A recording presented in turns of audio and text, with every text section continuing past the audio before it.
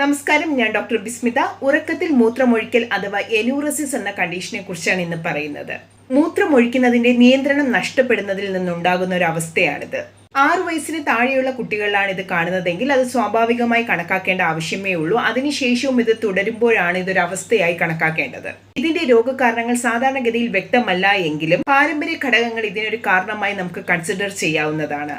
ഇതുകൂടാതെ ചില ഭക്ഷണ പദാർത്ഥങ്ങളുടെ ഉപയോഗം മൂലം മൂത്രസഞ്ചിയിൽ ഉണ്ടാകുന്ന ഇറിറ്റേഷന്റെ ഭാഗമായും ഇങ്ങനെ സംഭവിക്കാം. മുതിർന്നവരിലും ഇപ്രകാരം സംഭവിക്കാം. യൂറിനറി ഇൻഫെക്ഷൻ കൊണ്ടോ മൂത്രനാളിയിൽ ഉണ്ടാകുന്ന തകരാറുകൾ കൊണ്ടോ പ്രമേഹം മറ്റ് അണുബാധകൾ കൊണ്ടെല്ലാം മൂത്രസഞ്ചിയിലെ പേശികൾക്കുണ്ടാകുന്ന പ്രവർത്തന തകരാറും തളർച്ചയും ഇതിന് കാരണമായിട്ടുണ്ട്.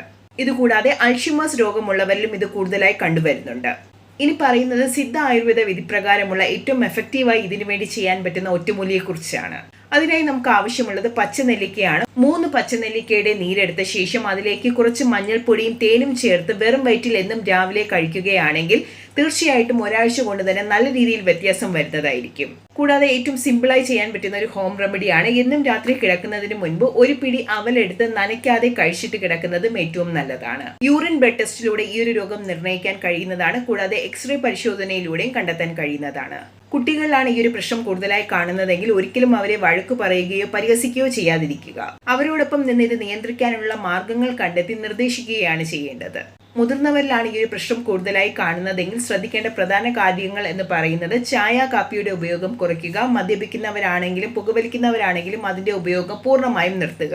കുട്ടികളെ ഈ ഒരു പ്രശ്നത്തിൽ നിന്ന് മാറ്റാൻ ശീലിപ്പിക്കേണ്ട പ്രധാന കാര്യങ്ങൾ എന്ന് പറയുന്നത് ഉറങ്ങുന്നതിന് 4-5 മണിക്കൂർ മുന്നേ വെള്ളം കുടിപ്പിച്ച് നിർത്താൻ ശ്രദ്ധിക്കുക. ഉറങ്ങാൻ കിടക്കുന്നതിന് മുന്നേ മൂത്രം ഒഴിപ്പിച്ച് ഉറപ്പുവരുത്തിയ ശേഷം മാത്രം കിടക്കയിലേക്ക് കൊണ്ടുപോവുക. ഇത്രയും കാര്യങ്ങൾ ശ്രദ്ധിക്കുന്നതിലൂടെ തന്നെ ഈ ഒരു പ്രശ്നത്തിൽ നിന്ന് നിങ്ങൾക്ക് പൂർണ്ണമായി മാറാൻ കഴിയുന്നതാണ്.